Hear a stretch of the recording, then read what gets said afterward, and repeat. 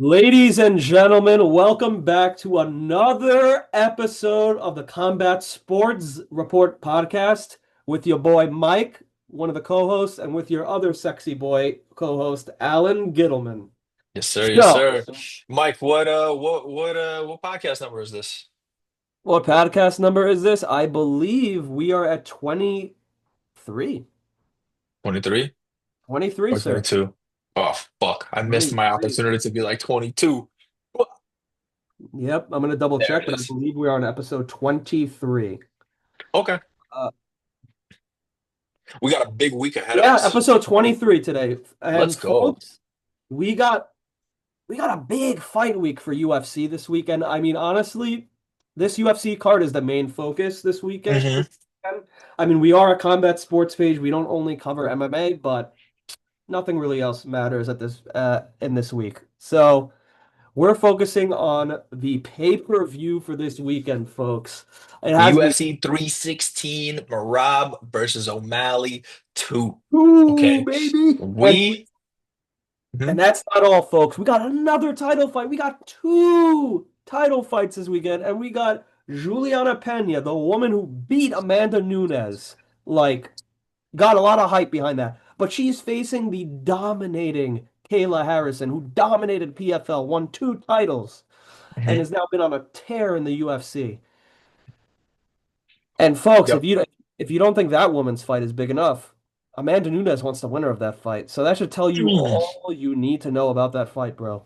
And if if Amanda comes back, I think that female fight has to be the headliner for its own pay-per-view. I don't think oh, a of guy's course. fight can be above that. Dude, they If had you get Amanda Nu- they had Harrison a versus Nunes, that is number one fight on the they card. had Amanda Nunes headline a Canada pay-per-view. It was on my birthday too. So Sick. I'm gonna be completely honest. They could definitely do that. So I agree with you. also Let's do though, it, bro. our main event, we got Sugar Sean O'Malley. He's apparently revamped himself according to DC and people who train with him. He's cut off weed. He's No putting in more the gym. orgies. No more orgies, that too. No more kidding around with like videos Mhm. and stuff like that. He's been laser focused. Uh, so we're gonna be see a different animal, maybe a vintage Sean O'Malley. He's Oh, returning, but he is fighting one of the literal bantamweight legends right now. the Like GOAT of bantamweight. one of the goats of bantamweight at the moment. I The mean, GOAT. There is nobody better anymore. Marab beat. Okay, folks, Marab beat Umar Nurmagomedov. I don't know if you can like comprehend what I'm like saying right now, but He that basically shut Nurmagomedov out. It was what, 4 rounds to one, 5-0? yeah, yeah. Clean sweep Honestly, against the I won't lie. Nurmagomedov. I won't lie. It was quite satisfying. I was happy because I'm gonna be honest. All they do is talk. Like they like. I mean, I You know they can't have win like fights. they have the training to back it up, but it was so good seeing one of them lose. Like I'm not a hater, but at the Yeah, you same are. time, yeah, maybe a little bit. Certified hater, certified daggy hater. I mean, I'm gonna be completely honest. They're a little backwards, but yeah, Dagestanis are a little Listen, backwards. every Like, hater starts off with saying, "I'm not a hater," but and yeah, then hates. yeah, That's Mr. Simkai, but that's okay. That's bro, accepted in the MMA bro, world. you've made fun of Dagestanis before. I don't want to hear Oh, for it. sure. Listen, they're easy to make fun of because they're not near me. If they're near me, I won't say a word because they'll beat the fuck out of me. Of True, course, bro. Of course. You got to be self-aware at least, you know? Alan. But going There, into this UFC card, sorry, what do you want to say? oh, I said I do want to talk about. We're gonna be going from Top to we're bottom? we're gonna go top to bottom, but we're gonna go back to the top at the end. So. Fair enough. Uh, basically, Alan, this fight I wanted to talk to you about because it was supposed to be in Mexico, and we Mhm. did talk about it before. And folks, you know what was funny? Alan said that he didn't want this fight to ever be rebooked again, and guess what? It got rebooked. I don't see the point. I really don't see the point, to be honest with you, because there's Corey motherfucking Sandhagen who keeps getting disrespected. He keeps finishing contender after contender and never gets a title shot. He has fought for the title 0 times, and there is no one at bantamweight who deserves that title shot more than Corey. I'm Alan, sorry, I'm not sorry. I was talking about Kelvin Gastelum and Joe Pyfer being rebooked, right? Oh, I talk shit about both of these fights. We'll Yeah, cut that out. No, Gastelum. no, I'm just kidding. But Nah, but Gastelum and Piper. Alan was against If that being rebooked. Alan was I- against that. I'm against that fight happening just because I'm a fan of Kelvin Gastelum. Leave my boy the fuck alone. But in my opinion, I mean, I think Joe Pyfer will starch him on the feet, but at the same time, and we just looked at this before, Alan, Kelvin Gastelum has never been knocked out.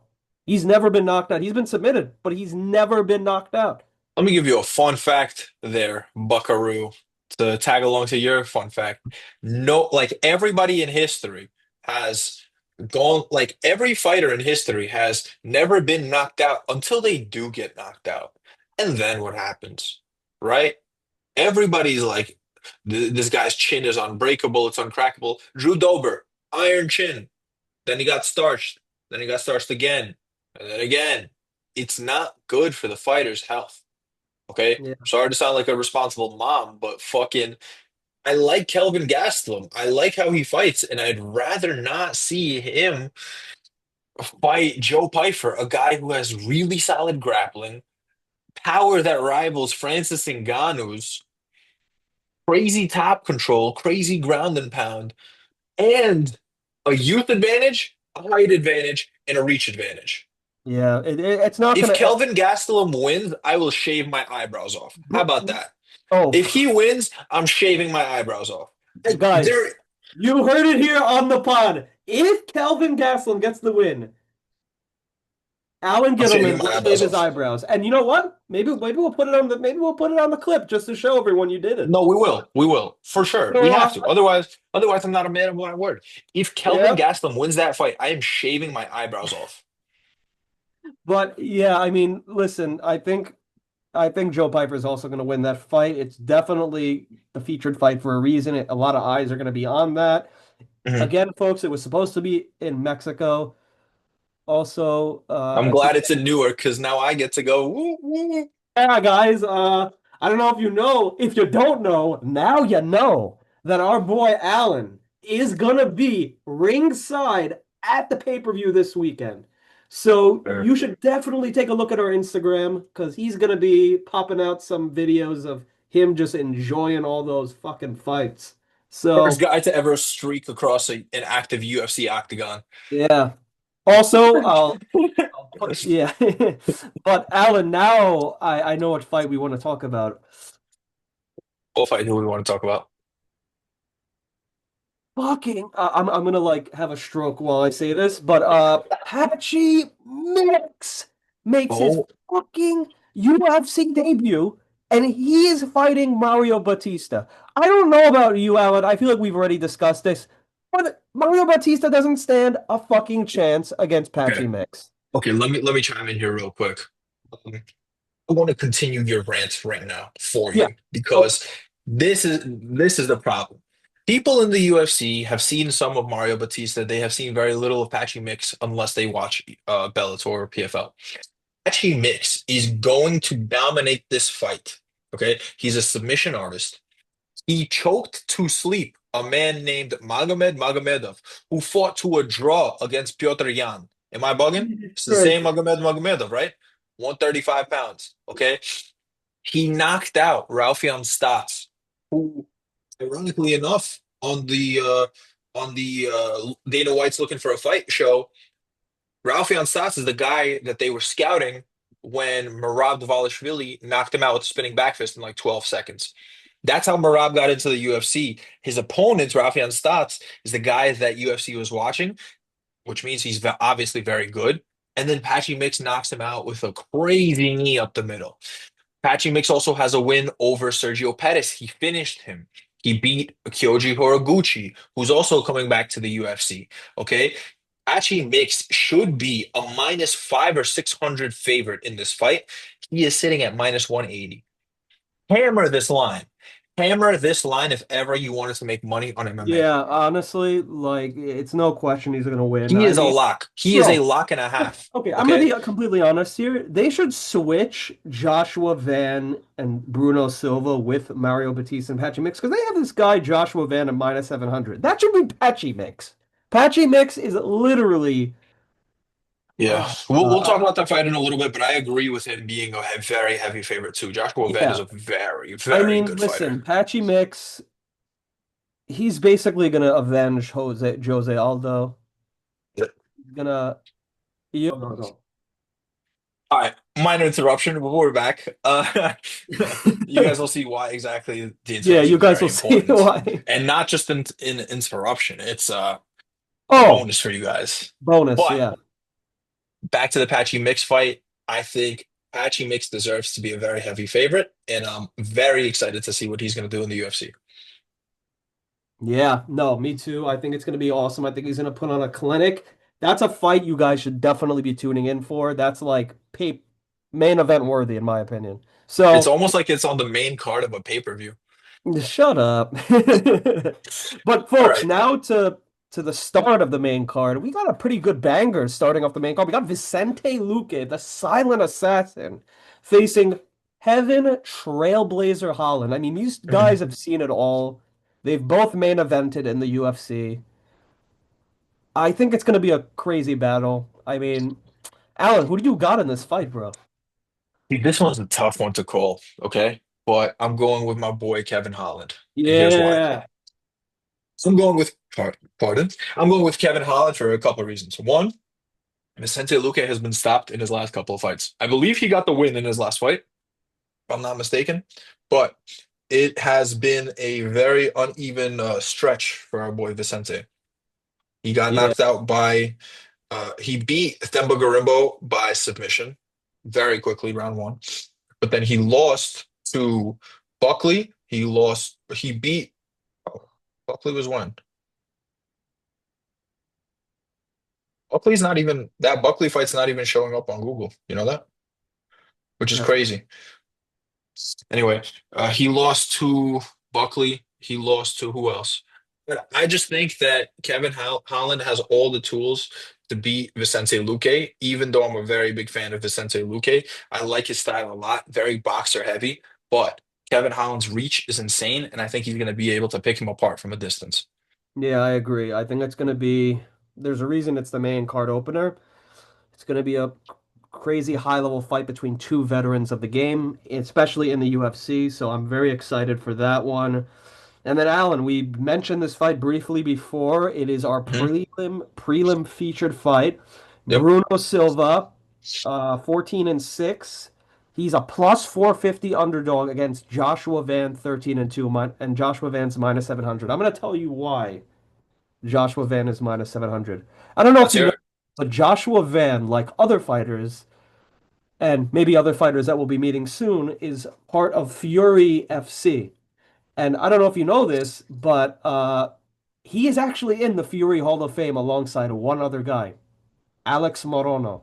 So, Mm. I mean, yeah. So, and Fury Hall of Fame, and he's just 23 years old. Joshua Van has been on a fucking tear in the flyweight division. I mean, I can definitely see him getting to the top. He's been winning fights left and right. He's been putting Yeah. on shows. So there's a reason why he's minus 700 against this Bruno Silva. I mean, Bruno Silva's no slouch either, but yeah, I I think don't. Bruno Silva has way more holes in his game than Van does. Yeah, Van's boxing is excellent. And the reason why it's excellent is because he doesn't just throw one or two shots. He throws four, five, six punch combos. He will follow you. He will stalk you and just beat the brakes off of you until you cry, until you quit, until you collapse in the middle of the octagon, nothing left. Okay. Joshua Van is a dog. Bruno Silva, also a dog, but he has been finished recently. Um, I'm going Joshua Van. I think he's too well rounded. I think his hands are way too nice, and I think he's going to catch Bruno Silva with something.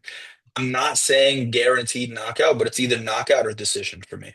Yeah, no, I agree. I literally the same view as you on that.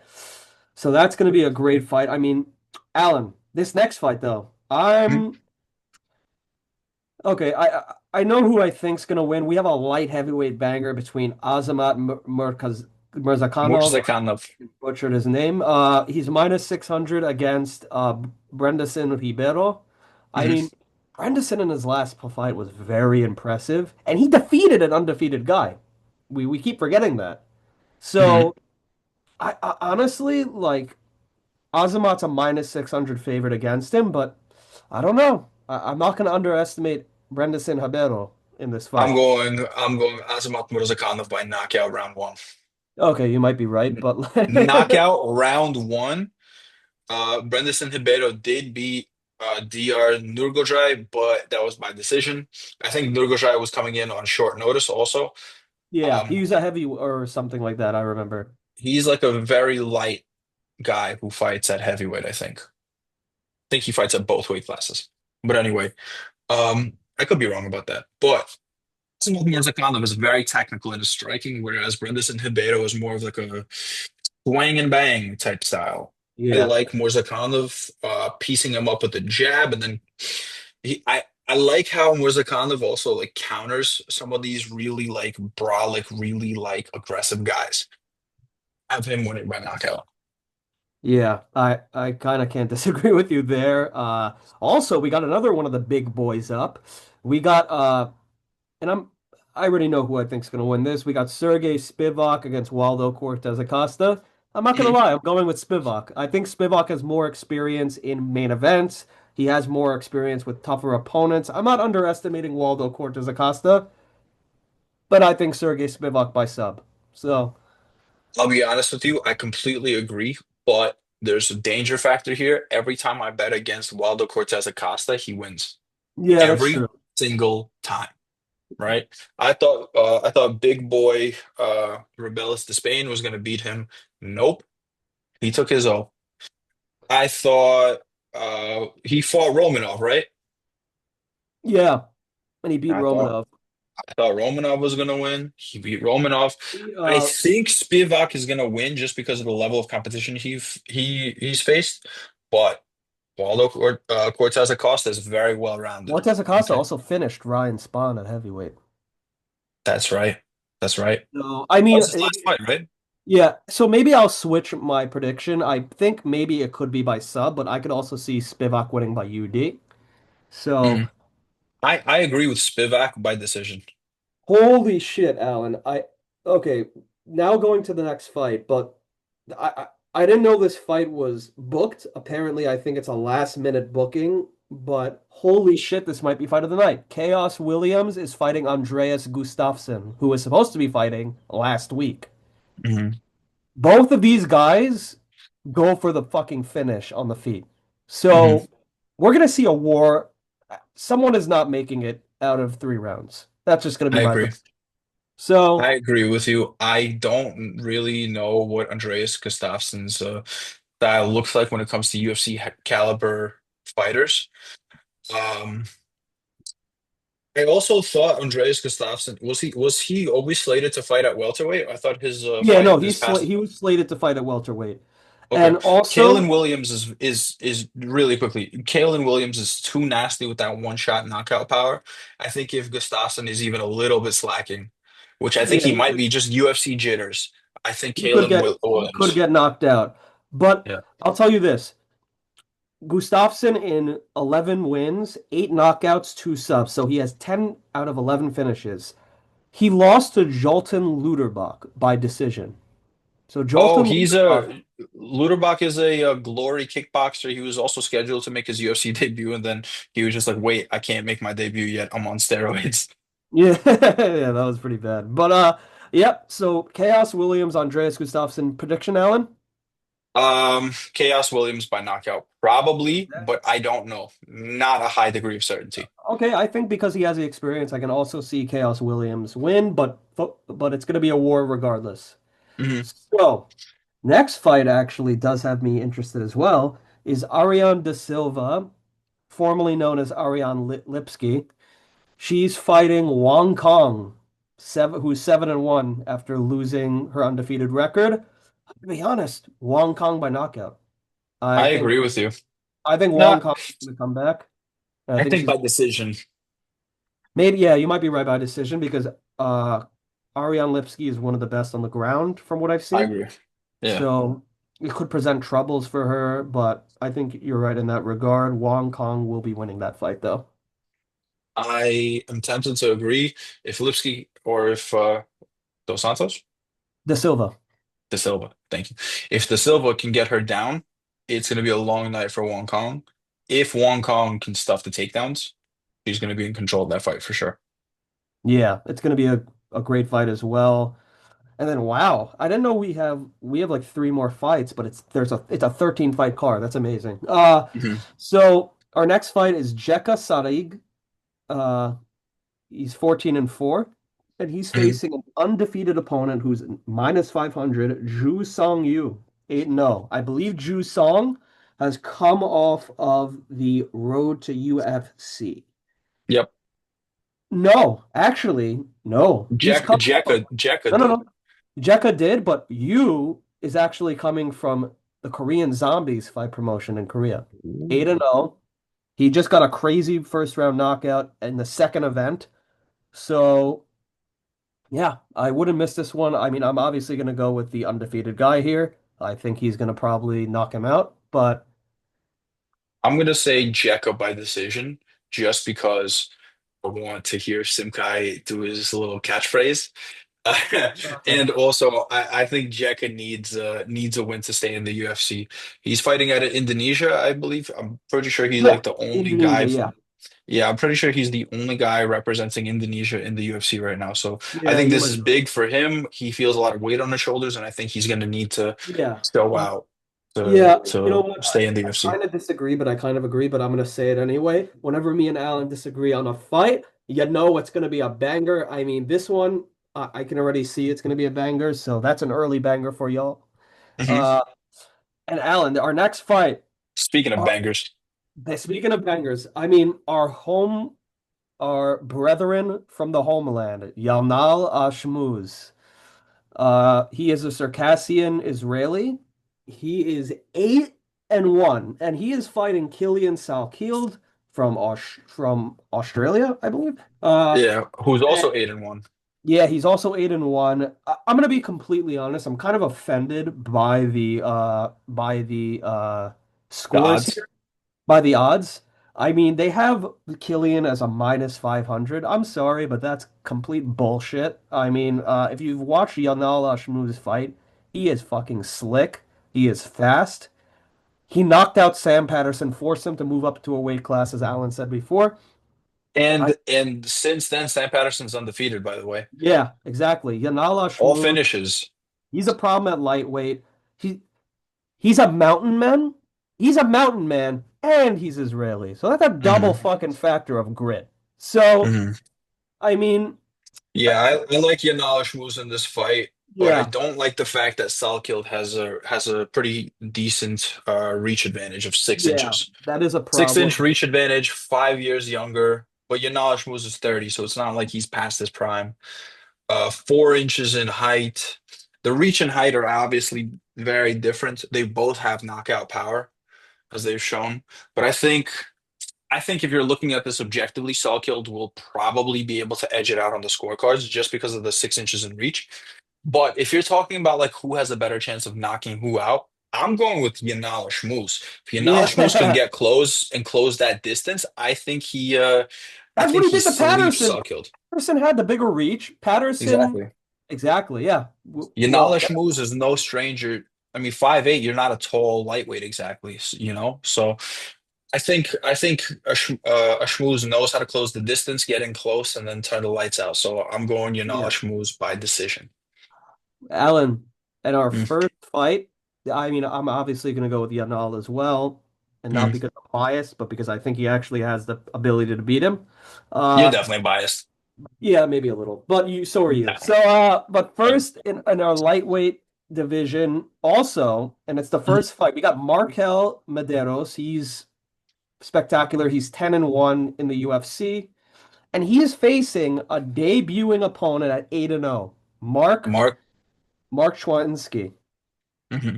And Mark Schweinsteiger, he is a submission artist, 5 submissions, 1 KO. So he's Yep. has 6 finishes out of 8 wins. He's undefeated. He came out of Anthony Pettis's promotion after winning the title there. Hmm. So he's a homegrown fighter from Pettis's promotion, but he is facing a tough challenge in Markel Medeiros, who recently beat Austin Hubbard and Landon Quinones by decision. So, I mean, I might be going with Markel here. I'm gonna be honest. I agree with you just because I don't know what Mark Chowinski's fighting style is like. I've never seen this cat fight, so it's going to be interesting. I don't have too much to comment on this fight, to be honest with you. But Markel Medeiros is a dangerous guy. He's 10-1. Um, he looked impressive when he was out there, so let's see how this fight goes. Yeah. And folks, now we're gonna go back to the top. Mhm. So our co-main event, Juliana Pena, Kayla Harrison. Alan, who do you think gets this done and how? Mm, Kayla Harrison most likely, not by submission. I'm going to say Kayla Harrison probably by decision. I agree. I think it's gonna go 5 rounds. I think Kayla, Mhm. she has the experience of going 5 rounds. Yeah. She's won five People also rounds. forget, like, Echo. Kayla's really good at taking people down. Juliana sometimes struggles with that, although she's also pretty good. Juliana's also really good on the ground in terms of jiu-jitsu. Kayla Harrison is too. I just think Kayla Harrison has a higher likelihood of ending up on top when they go to the ground than Juliana Pena does. I think Yeah. Pena most likely ends up on bottom. If that's the case, I think it's going to be a long night for her. I don't really see Harrison finishing her though, because I think Pena's just too tough for that. No, I agree with that assessment fully. We are on the same page about that, so we don't need my speech Mhm. now. But our main event, I mean, I feel like we already know what our prediction is for this. I mean, Marab Dvalishvili is my prediction. I think he's gonna do kind of what he did last time. I think he's gonna just take him down, hold him down, put pressure on him, make it not. I don't think he's gonna really stand with him. Maybe he will. Maybe Marab will because he wants to put on a show. But I don't think against O'Malley that's a smart plan. I don't think he's going to do that. So yeah, I think it's going to Agreed. be kind of I think it's going to be kind of the same game plan as last time in the last fight. I mean, Merab only has one game plan. You run at the person, take him down, and smash. yeah. So Run, take down, smash, I think repeat. it's not going to be the best night for Sean O'Malley personally. Well, let's see. He's implemented a lot of changes to his routine. He's not smoking anymore. He's laser focused. His like even his speech is different, you know? Like the way he speaks about this fight is noticeably different than in his previous fights. And even those previous fights, he looked very good. You obviously didn't look the best against Marab, but Marab makes everybody look like they don't belong in there with him. So Yeah. let's see if O'Malley made the requisite changes to actually, show out this time, and perform, get the Yeah, belt I back. agree. And folks, that's our pay-per-view card for you. Hmm. UFC 316. It's gonna probably be at 6:30, 8 o'clock. No, 6 p.m., 8 o'clock, and Yep. 10 for the main card. So Yep. you don't want to miss any of that action. It's gonna be spectacular. Uh, yeah, just don't fucking miss it. Don't be a loser. Facts. All of that. Alan, Yeah. actually, because we just mentioned his name, I do got a piece of UFC news. Torres Finney will be fighting Azamat Bekoyev August 2nd. Oh shit. Azamat Bikoyev Loki is one of the funniest dudes on the UFC roster Yeah. if you check out his ex. His Twitter shit is hilarious, so give him a follow. I see Bikoyev winning that by Yeah, me knockout, to be too. honest with you. Yeah, Perez same here. Fidi, bro, I don't think he can stand with a genuine striker. I just don't. Like Yeah, from his one fight against Robert Valentin, it did that not was seem that fucking way. terrible. I'm sorry, I don't like to shit on fighters, but Jesus, that was bad. Yeah, that's not the performance you want in your debut. Yeah. What you want is a performance like Mr. Michael Aswell.